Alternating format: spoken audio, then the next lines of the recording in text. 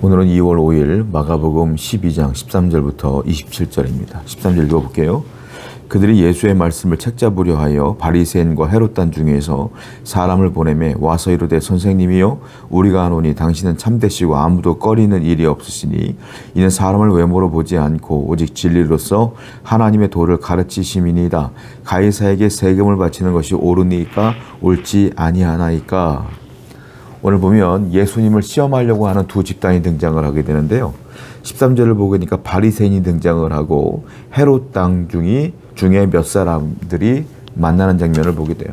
바리새인과 헤롯 땅 사람들이 힘을 합쳐서 예수님을 시험하는 것을 볼 수가 있어요. 여러분, 이게 좀 재밌는 건데요. 바리새인과 헤롯 땅은 원수예요, 원수. 그러니까 합칠 수가 없어요. 힘을 합칠 수가 없는 사람들이에요. 그런데 놀라운 건 예수님을 책잡고 예수님을 죽이고자 하는 데는 힘을 합치더라라는 것이죠. 그래서 세금 문제로 인하여 예수님을 올무에 갇히게 해서 예수님에게 죄를 묻고자 하는 장면을 보게 됩니다. 한마디로 말하면 예수님을 시험하려고 하는 것을 보게 돼요. 여러분, 우리가 이 세상을 살다 보면 예수님을 시험하려고 하는 사람들이 꽤 많습니다. 예수님을 믿으려고 하는 사람이 있고요. 예수님을 시험하려고 하는 사람이 있어요. 성도들도 마찬가지예요. 예수님을 온전히 믿으려고 하는 분이 있는가 하면 예수님을 자꾸 시험하려고 하는 분이 있어요. 하나님, 제가 이렇게 필요합니다. 줄 거예요? 안 줄 거예요? 이거 예수님 시험하는 겁니다. 안 주면 어떡할 겁니까? 여러분들이 기도하시는데 응답이 안 되면 어떻게 하실 겁니까? 원하는 대로 안 되면 어떻게 하실 거예요? 저는 그것도 시험이라고 봐요. 믿음은 뭐냐면 하나님이 주시는 거 다 받아들이고 감사하는 그것이 믿음이죠. 내가 아무리 이런 것들을 원해도 원치 않는 것들이 이루어져도 다 하나님의 주권 안에 있고 섭리 안에 있다고 믿으면 그 모든 것들도 아멘으로 받아들이고 순종하고 응답으로 받아들이면 다 감사 아니겠어요? 그런데 내가 원하는 것이 있는데 기도할 때 꼭 하나님께 이지선다형을 주는 경우가 있어요. 하나님 주세요, 주세요, 주세요, 주세요. 내가 원하는 건 받는 거야. 그런데 하나님께서 주시는 응답은 안 주는 것들도 많단 말이에요. 항상 하나님을 시험하는 기도를 할 때가 있어요. 성도 여러분, 우리 주님은 시험의 대상이 아니에요. 우리 주님은 나에게 믿음의 대상이에요. 바리새인들처럼 헤롯 땅에 있는 사람들처럼 주님을 시험하는 자가 아니라 주님을 끝까지 믿고 신뢰하는 성도가 되기를 축원드립니다. 15절입니다. 우리가 바치리이까 말리이까 한데 예수께서 그 외식함을 아시고 이르시되 어찌하여 나를 시험하느냐 데나리온 하나를 가져다가 내게 보이라 하시니, 예수님께서 세금 문제로 그들이 시험하는 것을 이미 뭐라고 했어요? 아시더라 라고 하면서 야, 데나리온 하나를 갖고 와라, 동전 하나 갖고 와봐. 예수님께서 답을 하시려고 하는 장면을 보게 돼요. 놀라운 건 예수님은 그들의 외식함을 하셨다는 것은 그들의 마음을 하셨다는 것이죠. 그들의 마음속에 어떤 마음이 있는가를 이미 다 알고 계시며 간파하고 계셨다라는 것입니다. 여러분, 성도 여러분, 하나님은, 주님은, 성령님은 이미 여러분들의 마음을 다 아셔요. 아십니다. 그래서 성도는 어떤 사람이 성도냐면 주님 앞에 진실한 사람이 성도입니다. 우리는 주님께 감출 것이 없다고 믿는 분들이 성도입니다. 주님 앞에 늘 진실하시기 바라요. 주님 앞에 진실하다는 것은 주님 앞에 겸손한 것입니다. 교만한 이유가 어디 있겠어요?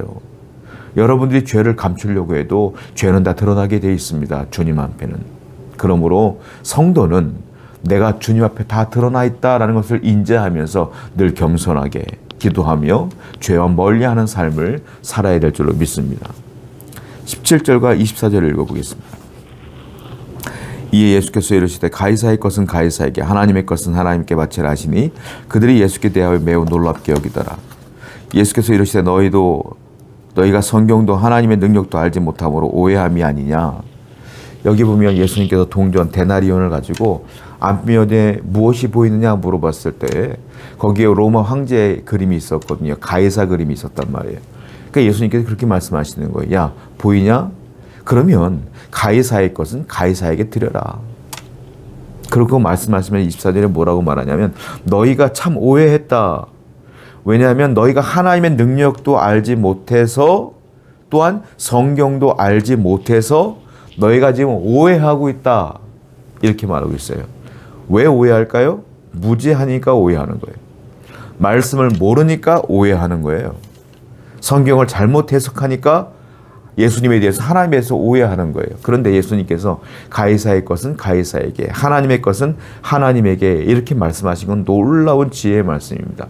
여러분 이 말씀은 무슨 말이냐면 가이사의 것, 즉 로마 정부를 말하죠. 로마 정부와 하나님의 것, 하나님의 나라와 구분짓는 말이 아니에요. 그러니까 로마 정부는 로마 정부, 하나님의 나라, 하나님의 나라 따로따로 말씀하시는 게 아니에요.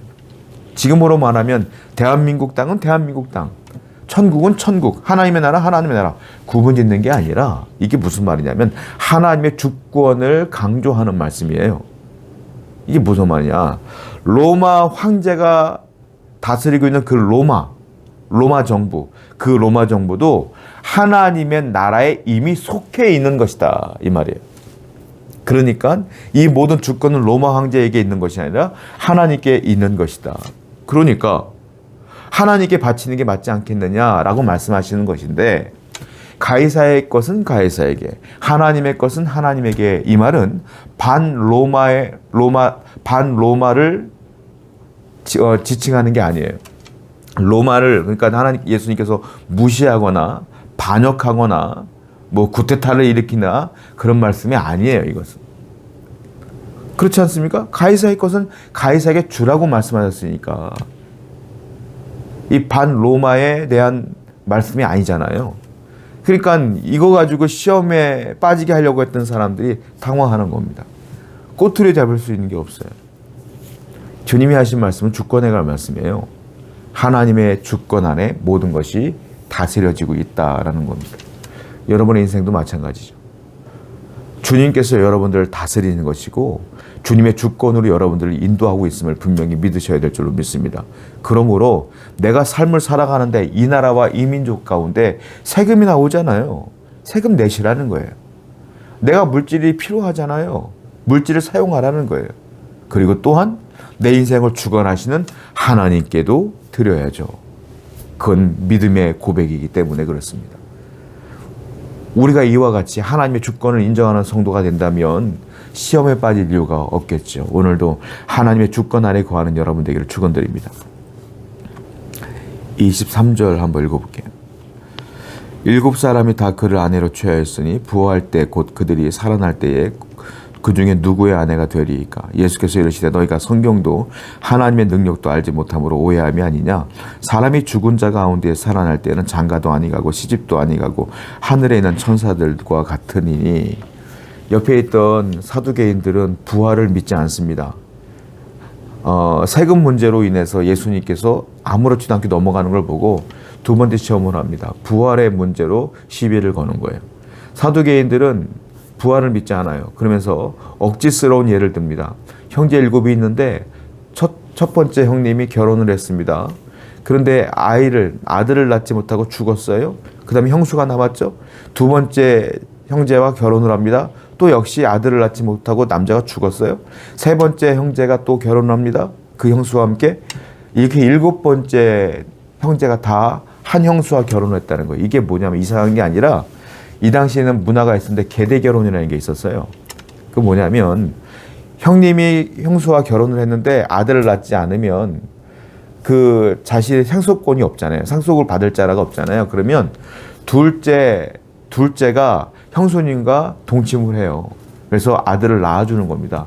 그때 낳은 아들은 둘째의 아들이 아니라 돌아가신 형님의 아들이 되는 거예요. 그래서 아들을 낳아주는 것이 계대 결혼입니다. 그런 식으로 다 7째까지 아들을 낳지 못하고 죽었어. 그리고 천국에 갔대요. 나중에 그 형수도 늙어서 천국에 간 거예요. 그러면 그 형수는 누구의 아내입니까? 라고 억지스러운 질문을 하는 겁니다. 그때 예수님께서 동일한 말씀을 하셨어요. 성경을 모르니까 오해하는구나. 하나님의 능력도 모르니까 오해하는구나 라고 말씀하셔요. 자, 사두개인도 그렇고요. 헤롯 땅에 있는 사람도 그렇고요. 바리새인들도 그렇고요. 전부 다 예수님을 뭐하고 있어요? 시험하고 있어요. 여러분, 제가 다시 말씀드립니다. 예수님은 시험의 대상이 아니에요. 믿음의 대상이에요. 믿는 분이에요, 우리가. 성도 여러분, 우리가 조심해야 될 게 지금 여러분들이 주님을 시험하고 있는지를 늘 뒤돌아보셔야 돼요. 우리는 항상 주님을 믿고 신뢰하며 순종하는 존재가 되어야 될 줄로 믿습니다. 그것이 우리 성도의 삶이 아니겠습니까? 27절입니다. 하나님은 죽은 자의 하나님이 아니요 산 자의 하나님이라 너희가 크게 오해하였도다 하시니라. 그러면 예수님의 대답은 그런 거예요. 그 26절을 보게 되면 앞에 죽은 자가 살아난다는 것을 말할지 너희가 모세 책 중에 가시나무 떨기에 관한 글에 하나님께서 모세에게 이르시되 나는 아브라함의 하나님이요 이삭의 하나님이요 야곱의 하나님이로다 하신 말씀을 읽어보지 못하였느냐 이렇게 말씀하시면서 하나님은 죽은 자의 하나님이 하시니 아니라 산 자의 하나님이라 이렇게 말씀하신다라는 것이죠. 지금 사두개인들은 죽은 자의 하나님인 것처럼 얘기를 하고 있는 거예요. 죽었습니다. 어떻게 할까요? 이 말이에요. 근데 예수님은 죽었지만 믿음으로 산 사람들은 하늘나라에서 산다 이 말이에요.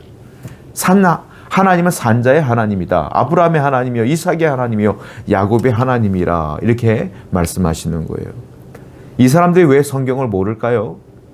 이 사람들은 나름대로 바리새인으로서 하나님 말씀을 연구하는 사람들이며 사두개인으로서 똑똑한 사람들인데 왜 말씀을 모를까요?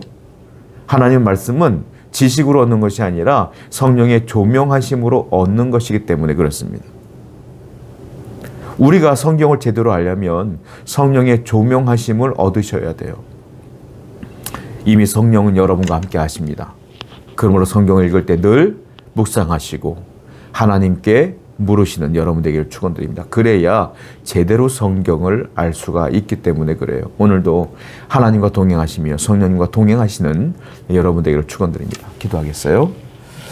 하나님 아버지, 우리가 예수님을 시험하는 자가 아니라 늘 믿으며 주님께 순종하는 성도가 되게 해 주시옵소서. 예수님의 이름으로 기도드렸습니다. 아멘.